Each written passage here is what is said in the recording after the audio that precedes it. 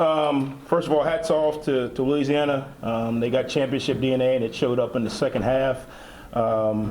Tremendous group there that Coach D's got. Story of two halves. In the first half, defensively, we did some things consistently that allowed us to stay in the game. Second half, we didn't do that as much on defense. Made some discipline errors there on that first drive that he got the ball back. And kept them on the field.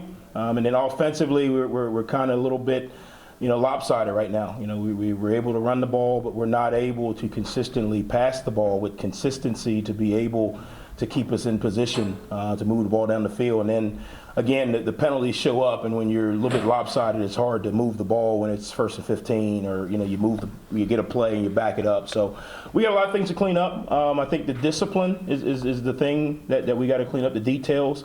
I'm not discouraged by anything. We are close, but this is a real league, and in this league, you can't just win games by playing hard. And I thought the kids played hard. I really did. I appreciate their effort, but you can't win games in this league by just playing hard. You got to play discipline.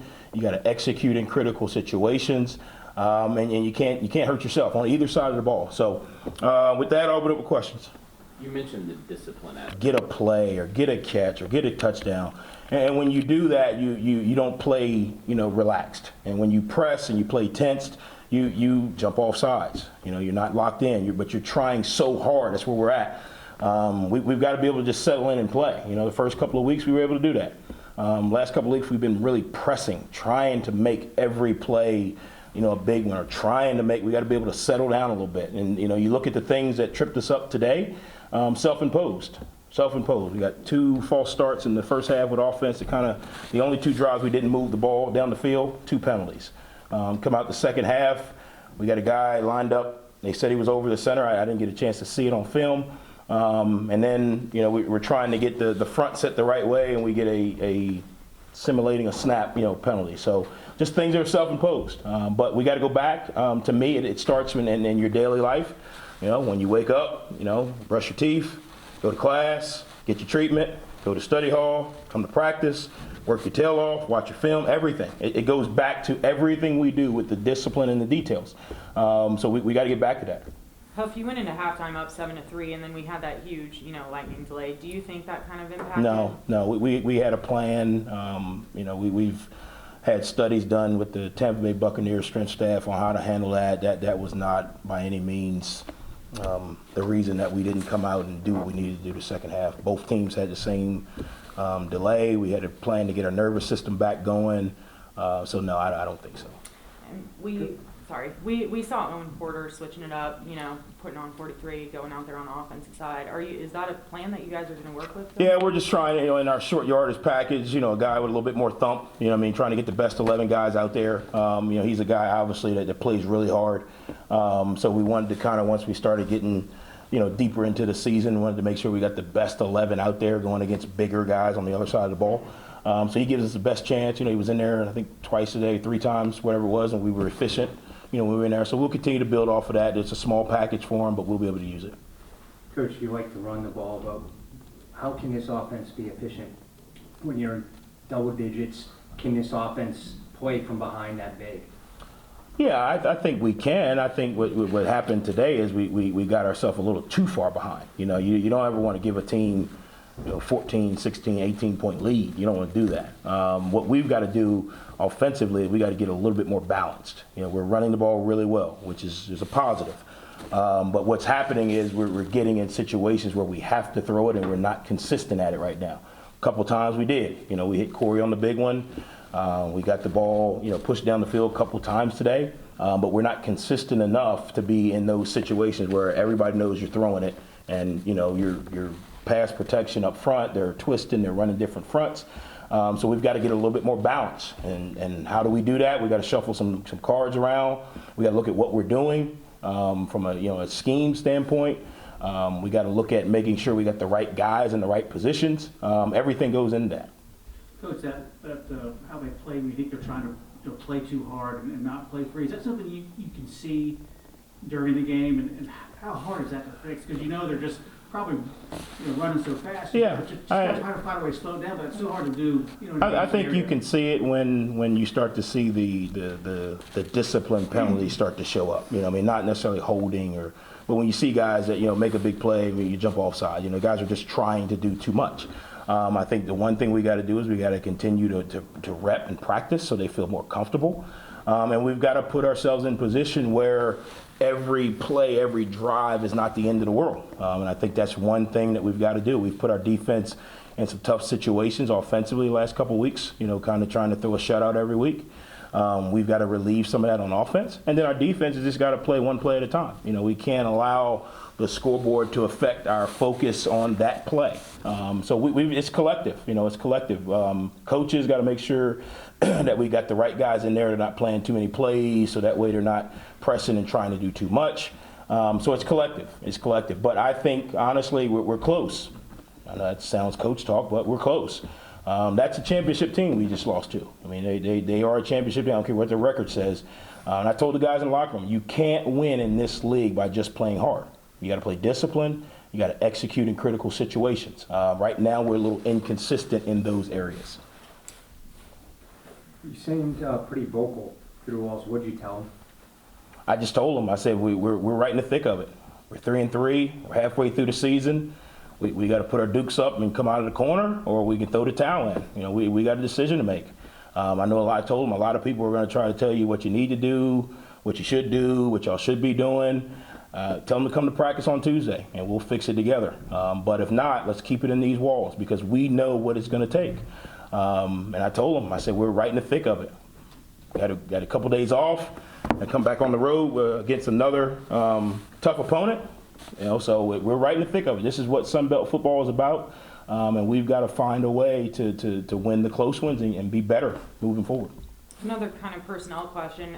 Eli Neal in that first half, he had a couple big stops. Just how much does he mean to your defense? And Yeah, I think I think Eli does a really good job. He plays with a lot of passion, a lot of energy.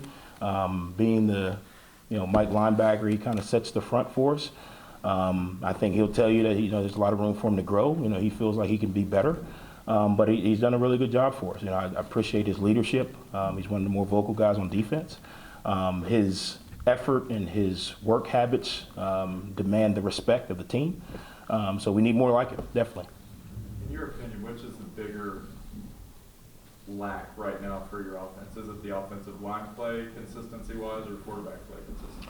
No, I think it's a little bit of, one time it's this, one time it's that. It may seem like it, but I mean, the offensive line was out there when we threw that ball at Corey, So, I mean, it's just a little bit of, when one group gets it right, the other one's a little bit off, or when one, group is a little bit off, the other one's on. I think it's a combination of the times that we're having to, because of what we're doing as far as running the ball, and not really having a pass game, the times that we're having to pass, we're tough. I mean, I think Henry was 8 for 10, at halftime. Didn't feel like that, though. Does that kind of make sense? So I think what's happening is we're getting into situations where we need a 3rd and 12. Well, I mean, if you go 2 3rd and 12s and you don't get them and you're 8 for 10, is that a bad half? So I think that's a little bit of a combination. I think, again, when you get in 3rd and 12 in this league, you get all kind of fronts, and you get twists, and you get single blocks. It's going to be tough. We've got to do a better job of managing, 1st and 2nd down. We got to do a better job of not putting ourselves in 3rd and longs. I thought Henry did some good things today. Stepped up, took off running. We've got to be able to probably throw the ball a little bit more earlier in downs, without losing the ability to run the ball. So that's a little bit of where we are, if that makes sense. When you look at that 42-yard pass that he had, it seemed like Ethan had a really good kick-out block and the pocket was clean. Is that where you see the quarterbacks getting hesitant as they don't feel a clean pocket? Yeah, I don't think it has anything to do with the pocket. I think when they look back there, if they're playing a certain coverage, it's hard to throw the ball when that guy is he in between, is he not? And I think that's what's happening. Sometimes it's a combination of he looks back there, they play a certain coverage, you're ready to move on to your second one, and you kind of step up, and now you're getting hit. Sometimes it's, they're playing a certain coverage, and you hesitate a little bit, can I make this throw? So I think it's a combination. I don't think it's one person. I don't think it's one position. I do think a lot of times it's the nature of football. You get a sack and everybody else at the O-line.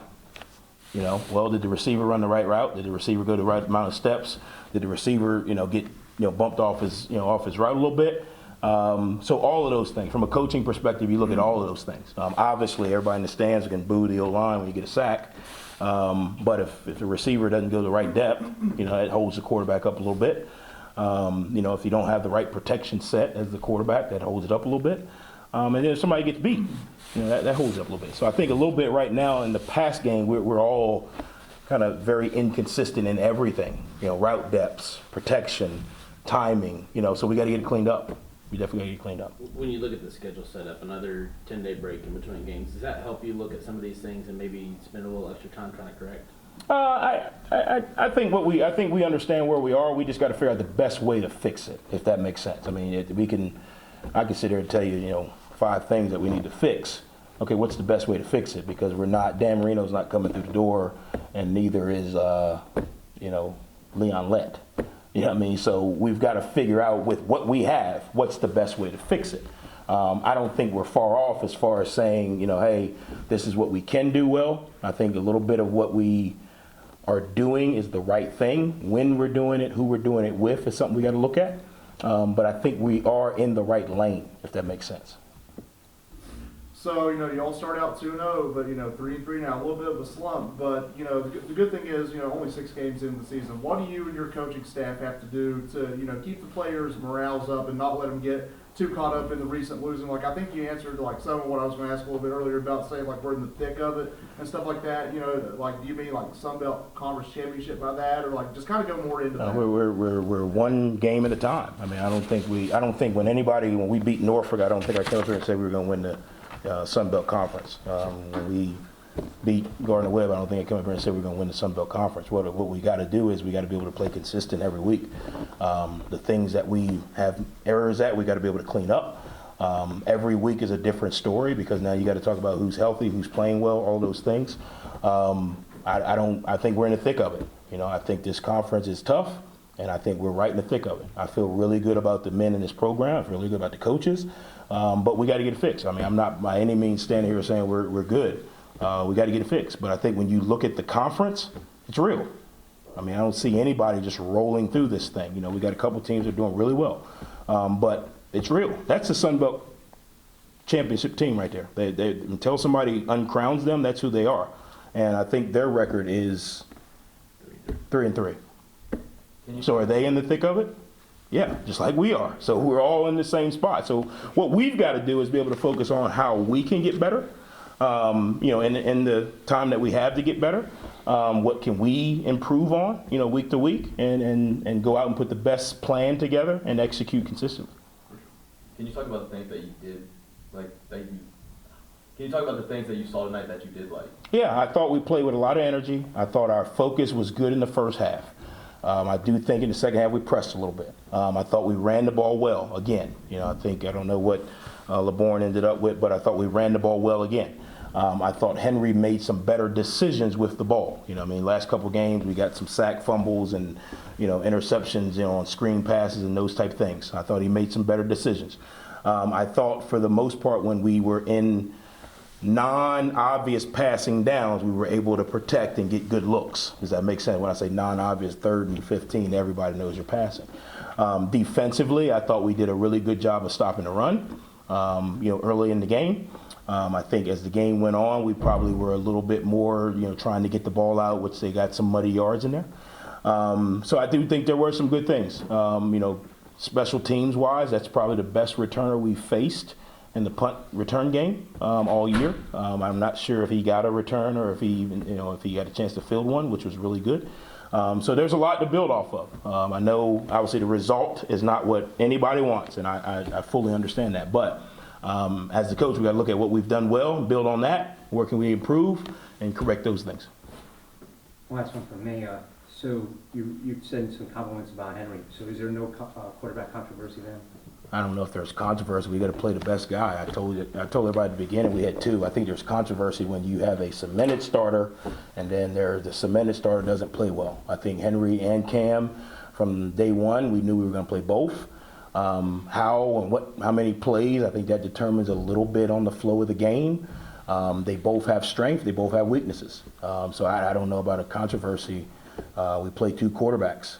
That's where we are until one separates himself from the other, which I think is going to be hard to do because they're both really good. They both have a lot of positives. Now, they're different positives, but I think they both have a lot of positives. So we've got to find out what's the best way to get both of them better, figure out what they both do really, really well, figure out what they struggle with, try to eliminate what they struggle with, try to add to what they do well. That's just my, where I think we are. Obviously, Cam came in at the end, did some really good things. I think obviously defensive structure was probably a little different when he was in there, but I thought he did some good things.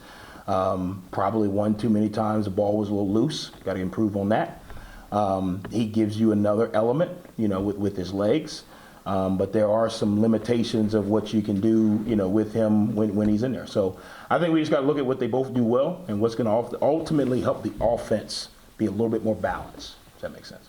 With 10 days, though, does it get into a situation where you start looking at matchups and maybe that determines the starter as opposed to, Yeah, I think so. I think you got to look at, when you pull up your opponent, what do they do well? If they stop the run well and you can get an extra hat, in the run game, then maybe Cam's the guy. If they struggle on the back end, then maybe it's a combination of Cam and Henry. I think you got to kind of evaluate, the next opponent and kind of put a plan together like we have, kind of what's the best plan for both. Now, who runs out there first? You got to look at, where you're at health-wise. You got to look at, who has the best week of practice. What's the plan going in? What's your opening plan? What's your, first half plan, second half plan? I think those are the things you got to evaluate. Good. I appreciate you guys, all you do.